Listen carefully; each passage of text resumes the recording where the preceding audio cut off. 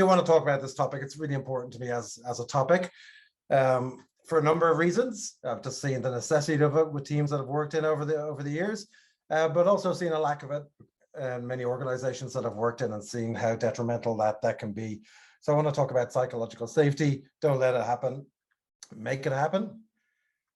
The initial, I suppose, catalyst for this talk today came from a conversation I had with a group of coaches. I think the correct term we've landed on is a gaggle of coaches, which I don't know, seems appropriate. We were talking about buzzwords that really annoy us. And these are buzzwords that either we just hear too often or else they're used and misappropriated and become somewhat meaningless. So we got together. This was a Slack conversation. It was a good way of venting, came up with a whole bunch of buzzwords. These are some of them I'll show you now. I'm sure they may resonate with some people on the call.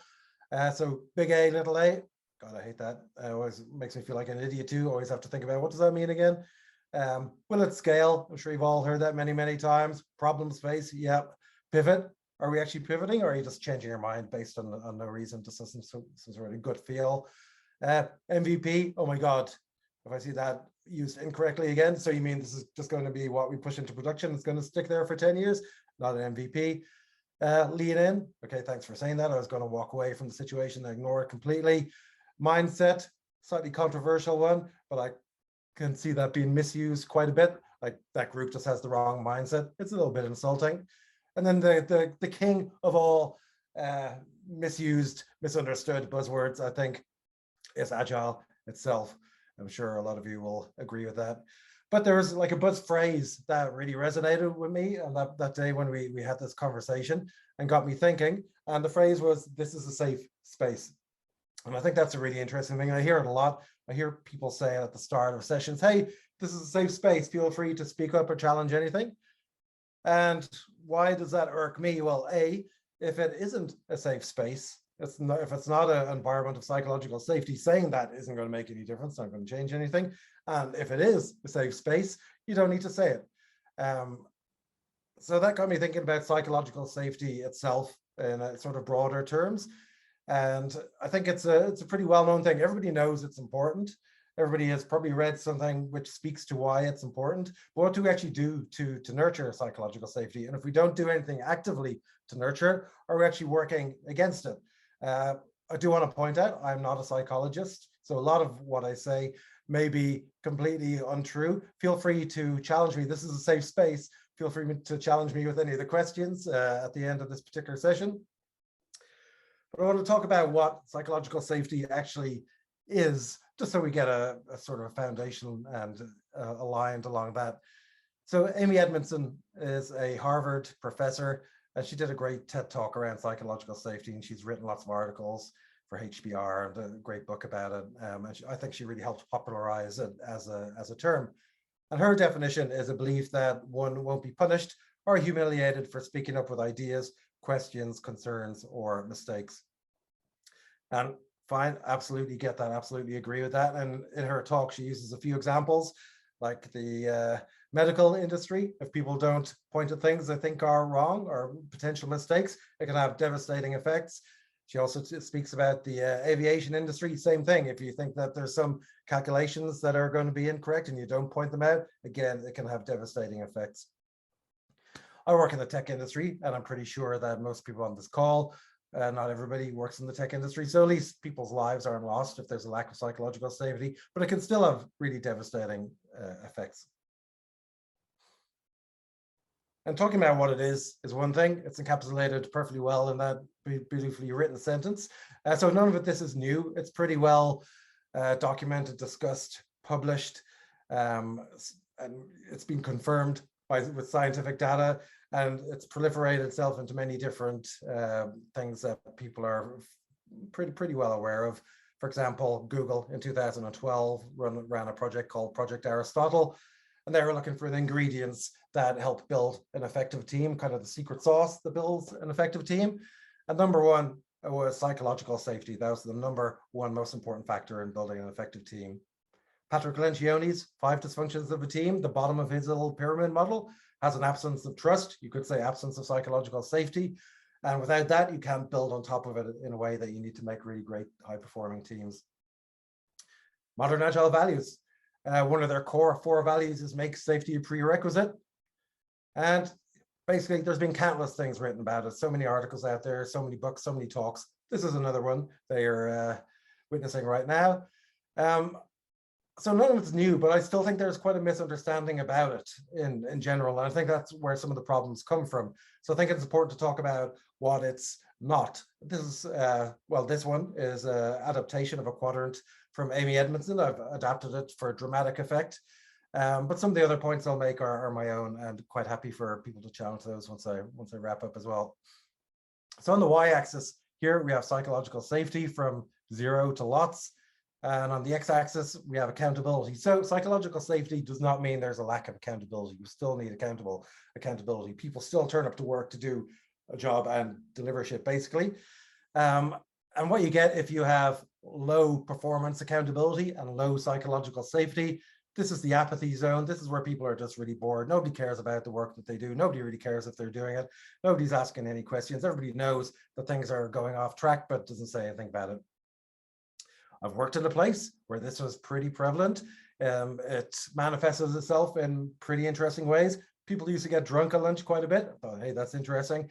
I've been at meetings where people had their head on their desk and were sleeping during the meeting. Meetings where people were playing games on their phones, and just nobody was having any courageous conversations, and projects were overrunning with gay abandon. Frequently, you could count on every project deeply overrunning. And the impact that had on me was every single morning when I got up to go into that place of work, which will remain unnamed, I just felt a sense of dread. Not a good way to live. So if you still have low psychological safety, but high levels of accountability, that's what Amy Edmondson refers to as the anxiety zone. I refer to it as the toxic hellhole. This is where there's a high pressure to deliver. There's high stakes if you make a mistake, and the drive to increase performance is the most important focus in that organization. But people aren't allowed to challenge, bring new ideas to the table, and question when they think they need to be questioned. I was trying to think of examples for each area of this quadrant. One example, a place I worked in a few years back. I was brought into a meeting room with a group of Scrum Masters, and one of the managers was talking to us, and they weren't happy with the rate of delivery, which I think was fair enough in that particular situation. But they asked us to come up with velocity targets per quarter for the teams to hit to increase performance. We pushed back, obviously, and said that's a terrible idea. If you try to increase the velocity, that's pretty easy. People can just start sizing things higher, but it's going to drive a lot of really negative, bad behaviors. The manager at the time shot us down, got really angry with us, said we reminded him of a team of sales people that he used to work with who were given KPIs and pushed back against that because, as he said at the time, they were lazy and were just shirking responsibility, and we were doing the same thing. We absolutely weren't. Made us feel pretty terrible. So we shut the hell up, we left the room, and we just went through the motions. And we tried to meet these velocity targets, which is ridiculous. And we did, but it didn't increase delivery. It decreased motivation. People did start sizing things higher. It was a terrible situation to be in, really. Okay, so a little bit better if we have high psychological safety, but low levels of accountability. I've also witnessed this in the past, where everything is, everybody's feeling pretty happy. I've worked in a lot of tech companies which have all the trappings of tech companies like free fruit, ping pong tables, foosball tables, bring your dog to work. And all that stuff is great, I guess, maybe. But it can actually increase the chances of creating a culture of entitlement rather than a culture of positive feedback and psychological safety. What we want is to get into the sweet spot, the learning zone. This is where you find your high performance teams. You've got high levels of psychological safety, high accountability. People feel personal responsibility for the work that they actually do. And they can also bring ideas to the table and challenge things as they need to be challenged without fear of repercussions. And it really creates an environment where there's a good chance of personal growth and also technical innovation. I have been lucky enough to find myself in this sweet spot more often than not. And that's where I feel real joy in work, when you just come in and feel the vibe, for want of a better word. Other things it's not. This is just my thoughts on it. Psychological safety doesn't mean being nice. It's not about coming in and being nice and avoiding tough conversations. It's about having those tough conversations and treating people with fairness and dignity. That's what being nice actually is. It's not about being fluffy, basically. if you are just being nice, I don't know if anybody's worked in a place where everybody's pretty happy, you're not talking about the tough stuff, you're letting some gnarly things go undiscussed, and you get an environment of false harmony, which doesn't do anybody any good. The flip side of being nice is just being mean. Psychological safety doesn't mean that you can come in, be a dick, say whatever you want, and just be cruel to people. If anybody's read Radical Candor by Kim Scott, that's described as obnoxious aggression. That is not what it means. Again, it's about treating people with fairness and dignity. It's also not about avoiding criticism. Saying, I don't feel safe when you hear some criticism is an excuse for not hearing that. If it's been delivered well, it's also about how you receive that feedback or that criticism. You can't nurture an environment where you have courageous conversations if you're always balking at some of the tougher stuff that's being presented to you. And the last thing I have here is being a hot mess. So vulnerability is really important in terms of psychological safety, and leaders showing vulnerability is really, really important. And you can bring your full self to work unless that full self is being a hot mess. I think you have to bring your best self to work, your best version of yourself.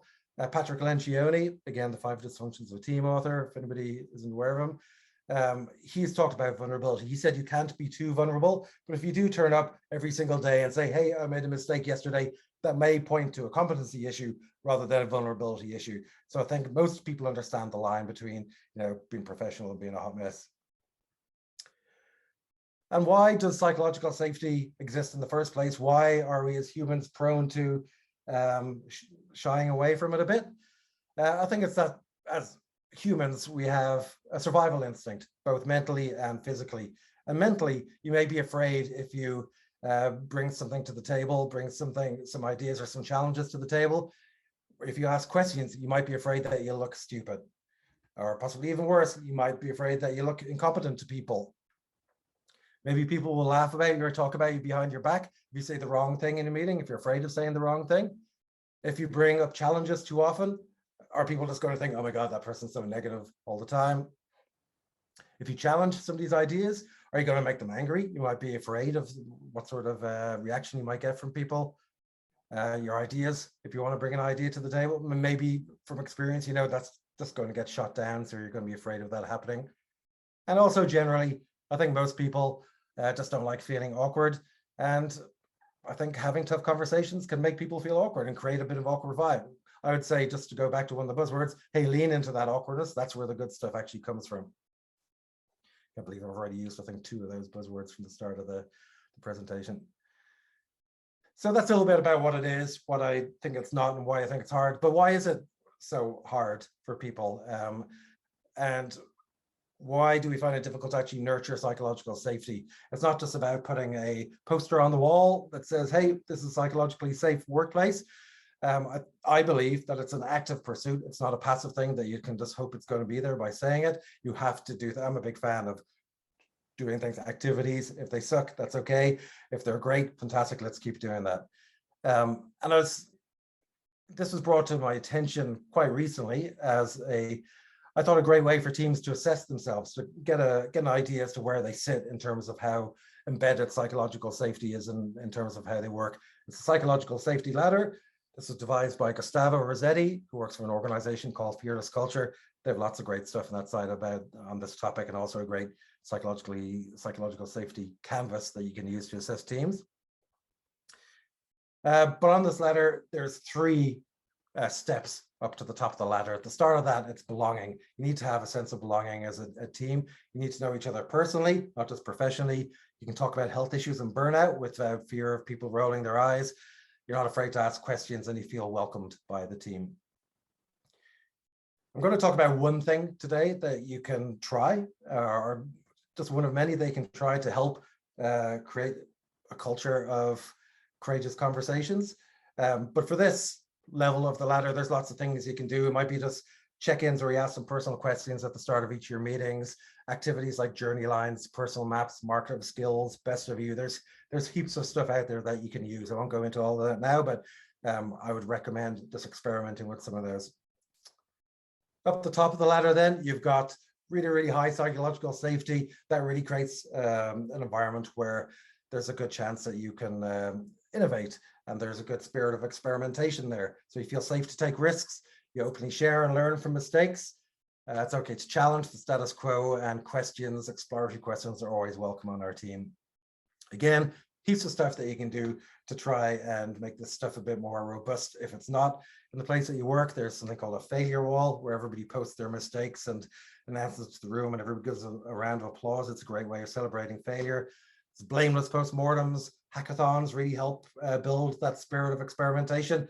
And I think robust working agreements can actually help people understand what behaviors they expect to see in meetings. But the middle step in this ladder is, I think, where lots of people get stuck.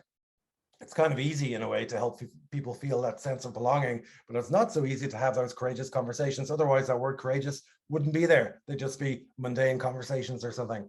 But this is where the team encourages me to disagree or think differently. It's easy to ask my colleagues for help. We can bring up problems and tough issues, and my unique skills and talents are valued and utilized.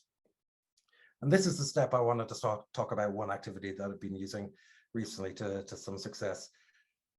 But before I get into that, the absence of those courageous conversations, I've seen that be really, really damaging in workplaces. For example, if there's a person on the team or a leader of the team who is demonstrating behavior that is detrimental to psychological safety, that's just allowed to fester for years and years, and people leave. People know that saying, you don't leave bad jobs, you leave bad managers. And there's a recent Gallup poll, so 75% of people who leave jobs, it's because of their boss, not the position itself. So if they're allowed to stay in that place, and fester is probably the best word, that can be very damaging. Also, even worse, I think, is a term that I refer to as reparishing.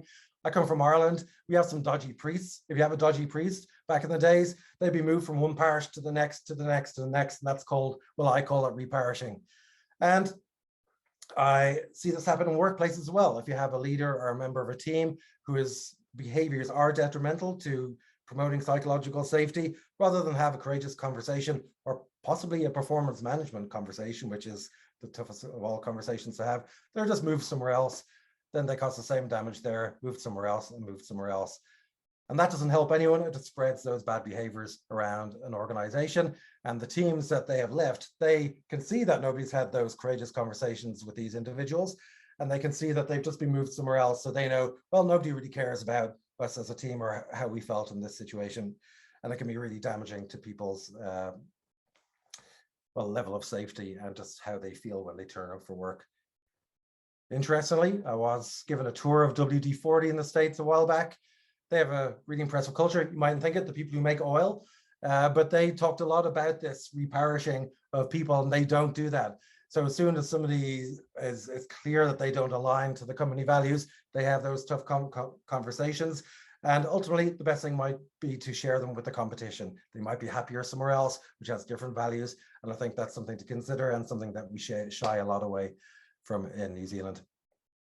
Anyway, let's get back to the courageous conversations. And I want to talk about the activity that I have put in place a few times recently to get people used to having courageous conversations. And it's something that we call the feedback futon. Why is it a futon? I just like alliteration.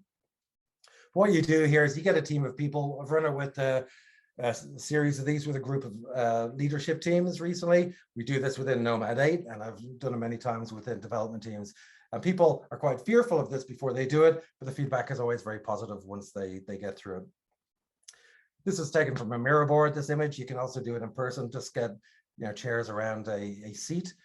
And the mechanics of how it runs, somebody just sits in the futon in the middle, and everybody has come prepared with 3 bits of feedback for the person who's sitting in the middle. Those 3 bits of feedback are, I'd like to thank you for ... So this is something specific that person might have helped you with. I like working with you because ... This is something that you think that individual excels at. And an area you could work on is ... Something you think they could improve for the benefit of the wider team. Person in the middle, because this tends to take up to 90 minutes with groups of 8 to 9 people is what I've been doing it with recently. So you don't go deep into anything. The person in the middle can just say thank you or you're welcome. And if there's anything that they're not clear on that they've heard, they can ask a clarifying question. We want to make sure that everybody gets the opportunity to sit in that futon and hear those 3 bits of feedback. What we hope to gain from this is to help the team get better and more comfortable at giving face-to-face feedback, and very importantly, receiving it. So having those uncomfortable conversations, just get that muscle memory built up.